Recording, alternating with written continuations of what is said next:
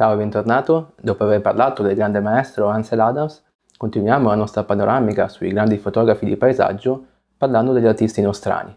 Ovviamente non parleremo di tutti i fotografi di paesaggio italiani, perché non basterebbe questo corso, ma parleremo di quelli secondo me più importanti per comprendere alcuni concetti che abbiamo già approfondito, come per esempio il concetto del colore o il concetto delle forme che abbiamo approfondito appunto nella lezione sulla composizione.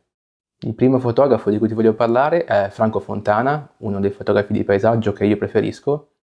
È un fotografo contemporaneo, è uno dei fotografi contemporanei italiani sicuramente più famosi al mondo. È un fotografo completamente autodidatta che nasce a Modena nel 1933, inizia a fotografare per passione a livello completamente amatoriale intorno al 1961, ma già nel 1965 e nel 1968 è fatto le sue prime mostre a Torino e a Modena. Proprio dopo questa esposizione a Modena nel 1968 inizia questa sua straordinaria carriera fatta di numerosi premi, come puoi vedere anche da questa schermata, e da esposizioni praticamente in tutto il mondo. Calcolo che le sue opere sono attualmente esposte in oltre 50 musei. Uno degli aspetti sicuramente più importanti della fotografia di Fontana, che l'ha reso così famoso, è la sua particolare gestione del colore, come puoi vedere anche in queste fotografie. I suoi colori sono spesso molto accesi, sono fortemente contrastanti e vengono usati proprio per trasmettere il messaggio, come abbiamo visto nella lezione sulla composizione. Quindi queste fotografie sarebbero nulle senza la componente cromatica, perché fanno proprio parte del linguaggio artistico di Fontana, sia i colori e sia anche le forme.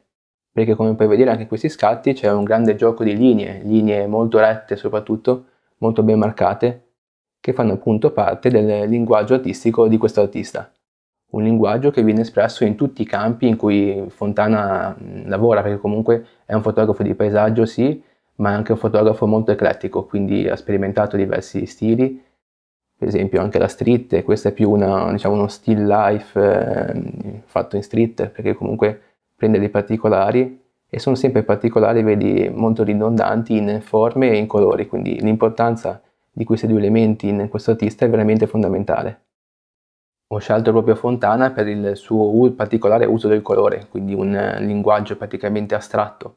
Praticamente Fontana rielabora il paesaggio e ne fa una forma praticamente astratta, una cosa che veniva praticamente ai suoi tempi solo nella fotografia in bianco e nero. È proprio per questo motivo che questo artista è così famoso, perché ha cambiato radicalmente l'astrazione, diciamo, della fotografia di paesaggio, che prima si basava solo sul bianco e nero. Adesso lui l'ha portato ovviamente anche sul colore. Quindi secondo me è un utile esempio per capire come utilizzare al meglio il colore nei propri scatti. Prima di passare al prossimo artista ti lascio un piccolo estratto di un'intervista che ho trovato su YouTube. Puoi trovare la versione integrale al link che poi ti lascio in descrizione. E poi anche nel paesaggio poi ho fatto le sequenze stagionali.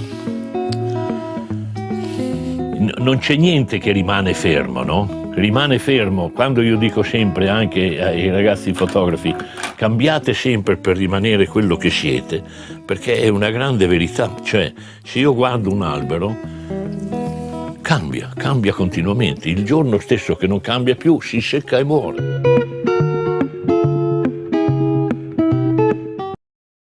Io faccio diversi corsi sulla fotografia, li ho fatti un po' in tutto il mondo, anche nel programma scolastico del Guggenheim a New York. Io non vado a fare l'insegnante, no? L'insegnante insegna un po' quello che sa fare lui. Io vado a fare, tra virgolette, il maestro. Il maestro è quello che ti fa capire, ti porta davanti alle cose e tu le devi vedere. Allora ci sono gli esercizi razionali, irrazionali, strani, curiosi, tutti motivati, e tutti fondamentalmente presi dalla filosofia Zen, che è l'attitudine quotidiana alla vita. Allora uno degli esercizi che faccio fare, per esempio, è quello sul rosso, sul colore. Colore cosa vuol dire? Che non è la pellicola che registra il colore, che fa il colore, sei tu che lo fai diventare colore. E do un esercizio sul rosso, allora faccio vedere a loro un foglio dove metto un puntino nero e chiedo che cosa vedono sul foglio, no? E tutti dicono vediamo un puntino nero, esattamente. Allora vedete che il piccolo condiziona il più, nessuno mi dice io vedo un grande spazio bianco, vedo un puntino nero. Allora con lo stesso concetto devono andare in giro a fotografare il rosso, capisci? Che quando io vedo la diapositiva non voglio la bella fotografia, voglio che il rosso da oggetto diventi soggetto, che quando io guardo la fotografia, togliendo il rosso, la foto decade di interesse, quindi il colore diventa primario e protagonista. Un esempio è che se io fotografo questo bicchiere dove c'è dentro un Campari rosso, il rosso non esiste, è il bicchiere che esiste, no? Ma se io fotografo questo bicchiere con lo stesso significato del punto nero sul foglio bianco, tu capisci che in un contesto generale di palcoscenico, tac, quello illumina l'immagine. Il contesto è questo, cioè significare, e dopo 10, 12, 15 foto che girano fotografando il rosso, vedono rosso dappertutto. Questo cosa vuol dire? Che l'hanno trovato, prima lo dovevano cercare e poi l'hanno trovato. Allora andare a cercare non si trova niente, no? Picasso diceva io non vado a cercare, io vado a trovare. Trovare vuol dire che hai capito quello che devi fare, l'hai già capito e trovi. Quando hai capito dov'è il rosso vai e lo trovi comunque. E se questo esercizio lo fanno col verde, col blu, col giallo e qua e là, senza che se ne accorgano, mettono tutto dentro, vanno in giro a fare fotografie a colori senza bisogno di dire dov'è il colore, perché il colore l'hanno già incamerato. Poi sai, chi vuol capire capisca. Il secondo artista di cui ti volevo parlare è Gabriele Basilico, che è probabilmente il fotografo di paesaggi urbani più conosciuto al mondo. È proprio il fotografo che devi seguire se prediligi questo genere di fotografia di paesaggio, un genere che a me sinceramente non piace più di tanto, preferisco i paesaggi naturali, ma se preferisci i cityscape e comunque i dettagli del paesaggio urbano, ti consiglio veramente di approfondire il discorso su Gabriele Basilico. È un fotografo che predilige il bianco e nero, è nato a Milano nel 1944, purtroppo è recentemente scomparso. Non nasce come fotografo, ma si laurea inizialmente come architetto, e questa sua formazione ovviamente avrà una grossa influenza sul genere fotografico che poi andrà a approfondire appunto Basilico. Lo stile di Basilico è molto particolare rispetto a molti artisti, diciamo, di quell'epoca. Infatti nelle sue fotografie non è mai presente la figura umana e quindi Basilico non va a rubare, diciamo, attimi di scena, di vita pubblica, ma va a rubare proprio i particolari degli edifici. Il soggetto principale delle sue fotografie sono essenzialmente gli edifici della città. Lui vuole cercare di capire, cercare di far vedere, diciamo, alla gente come cambiano le città che sono intorno a noi. Per spiegare meglio questo concetto ti ripeto una frase proprio di Basilico, che è questa: tendo ad aspettare che non ci sia nessuno perché la presenza di una persona enfatizza il vuoto e fa diventare un luogo ancora più vuoto, mentre se lo fai vuoto e basta, allora diventa uno spazio metafisico. Questo per farti capire l'importanza proprio dello spazio e delle geometrie nella fotografia di Basilico. Quindi un altro utile esempio da approfondire proprio per studiare come gestire al meglio le forme nei nostri scatti. Come abbiamo visto precedentemente, prima di passare al prossimo artista, vediamo un piccolo estratto di un'intervista che ho trovato su YouTube di Gabriele Basilico. Io lì non lo sapevo ancora, ma stavo già praticando l'esercizio della contemplazione che avrei imparato dopo con la missione delle Datari in certi luoghi della Francia del Nord, cioè osservare con attenzione il paesaggio cercando di introiettarlo, di farlo aderire alla tua dimensione percettiva. Quindi non è lo sguardo veloce del fotografo che cattura una scena che vede, è stare in un posto e guardare di più. 22, un trentesimo. In questo caso l'inquadratura è molto semplice, nel senso che è una cartolina e la visione diretta è un rettangolo posto sull'orizzonte dove io decido quante informazioni dare, cioè quindi se usare un obiettivo stretto o largo, se un grandangolare o un teleobiettivo, e cerco di avere il massimo di equilibrio. Quindi l'artificio della veduta è ridotto quasi a zero. È il luogo stesso che suggerisce dove stare e cosa vedere. È tutto impostato, secondo me, direi anche improntato alla massima semplicità, quindi l'orizzonte spesso sta in mezzo, può stare più alto o più basso in funzione se il cielo è interessante o interessante quello che c'è sotto, e la distanza è lo stesso, e quindi è una visione collettiva calma, no? Dove tutto si rallenta.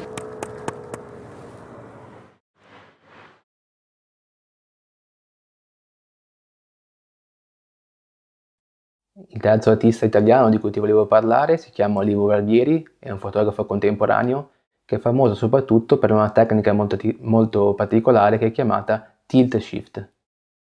Questa tecnica, come puoi vedere anche da questi scatti, e fa sembrare praticamente i suoi paesaggi come delle piccole miniature, quindi praticamente una sorta di modellini.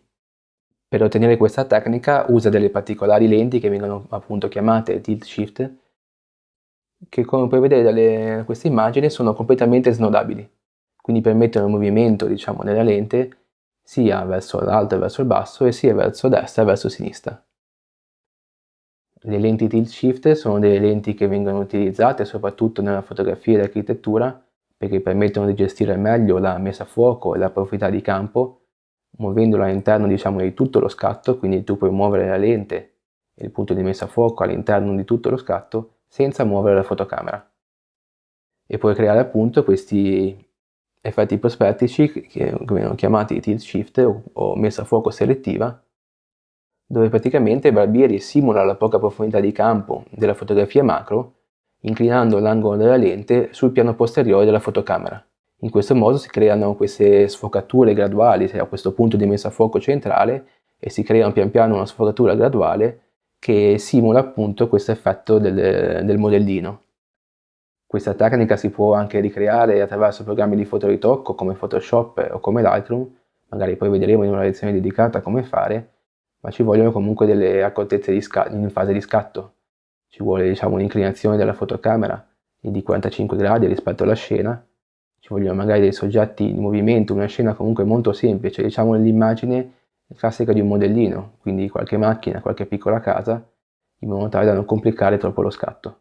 Comunque ti dicevo, poi lo vedremo magari in una lezione dedicata come creare l'effetto tilt shift, non utilizzando le lenti, quindi andando a comprare un nuovo obiettivo, ma utilizzando un programma di fotoritocco come Photoshop o come Lightroom. Quindi questo artista secondo me è un ottimo esempio di come può essere versatile anche la fotografia di paesaggio, quindi come cercare di essere innovativo in uno stile fotografico che ormai è molto inflazionato. Infatti vedi che le stranezze comunque di Barbieri non si fermano semplicemente a questo effetto, ma anche altri effetti cromatici. Come sempre, prima di passare al prossimo artista, ti lascio un attimo a un piccolo estratto delle sue interviste. Tutto il mio lavoro vuole essere un tentativo di scoprire come mai l'uomo ha dato questa forma al mondo attraverso il costruito. Qual è il meccanismo psichico? Se ce n'è uno cinese, se ce n'è uno americano, se ce n'è uno italiano, oppure se è proprio quello nostro animale. Per fotografia intendo una cosa che per me è ancora magica, come la grande possibilità che ci dà di vedere 4 luoghi del mondo contemporaneamente. Quello che mi interessa mettere in evidenza è trovare dei soggetti che abbiano una forte relazione tra loro, anche se hanno una natura completamente diversa, anche geograficamente, anche se sono collocati in luoghi molto distanti. E si mette a fuoco quello che si vuole comunicare agli altri. Io però mi ero un po' stancato dell'idea democratica di fotografia e volevo scoprire un meccanismo che mi permettesse di indicare quale fosse il punto di attenzione, il punto di interesse, come fosse una pagina scritta, un'immagine. E da lì ho cominciato ad usare questa tecnica che si chiama fuoco selettivo, rendendomi subito conto però che non solo ottenevo quello che desideravo, ma tutto si trasformava, tutto diventava quasi finto.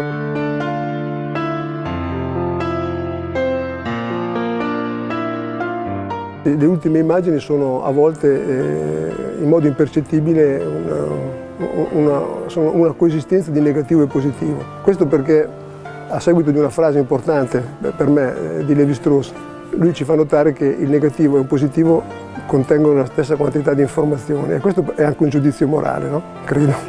Non sempre le cose negative sono poi così negative e quelle positive così positive. E la fotografia, che è un po' lo specchio del mondo, ripete questa possibilità.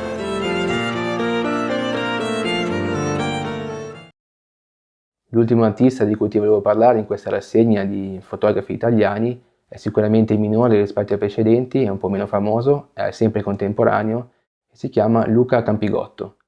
Opera una fotografia un po' più di nicchia, quindi la sua fotografia è prevalentemente notturna, quindi se ti piace questo stile ti consiglio veramente di approfondire la conoscenza di questo artista. È un artista che nasce a Venezia, i suoi primi lavori, i suoi più importanti lavori iniziali sono proprio in questa città.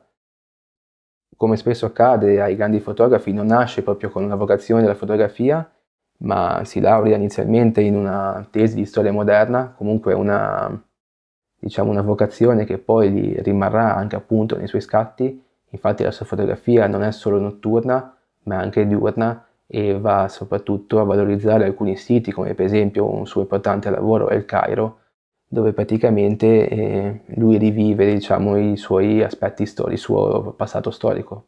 A suo dire anche la scelta del bianco e nero, che spesso avviene nelle sue fotografie diurne di paesaggio, è proprio perché secondo lui è il modo migliore per evocare appunto questa sensazione di passato, di storia che vuole trasmettere nelle sue fotografie.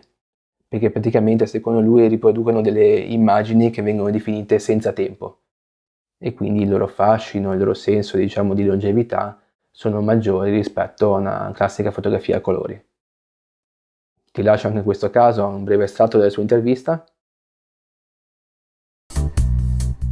Quello che io cerco è di costruire una struttura di linee, di profondità, di corpi che abbia una tensione, e quindi credo che tutta la mia fotografia sia giocata tra la tensione compositiva che devono avere le linee delle cose fotografate, riprese, e il colpo di luce, cioè la combinazione tra queste due cose deve avere una forza che teoricamente immagino dovrebbe essere la forza di una fucilata, cioè una cosa sicura, precisa, e colpire. Io qualche volta ho pensato che i fotografi sono come i pugili, vanno, colpiscono più forte che possono e poi tornano indietro. Bene, in questa lezione abbiamo semplicemente approfondito la conoscenza di 4 importanti fotografi del panorama italiano. Ovviamente ce ne sono molti altri, non voglio fare dei torti a nessuno, ti lascerò dei link in descrizione sia per conoscere questi, per approfondire questi di cui abbiamo parlato, e sia per conoscere gli altri. Ti consiglio vivamente, te l'ho magari già ripetuto, di approfondire la conoscenza dei grandi fotografi, sia del passato sia contemporanei, perché è il modo migliore per capire come gestire la composizione e le componenti che influenzano la composizione nei nostri scatti. Bene, anche con questo video abbiamo finito, ma non finisce il nostro viaggio attraverso i grandi fotografi, perché nella prossima lezione andremo ad analizzare alcuni fotografi stranieri secondo me molto importanti.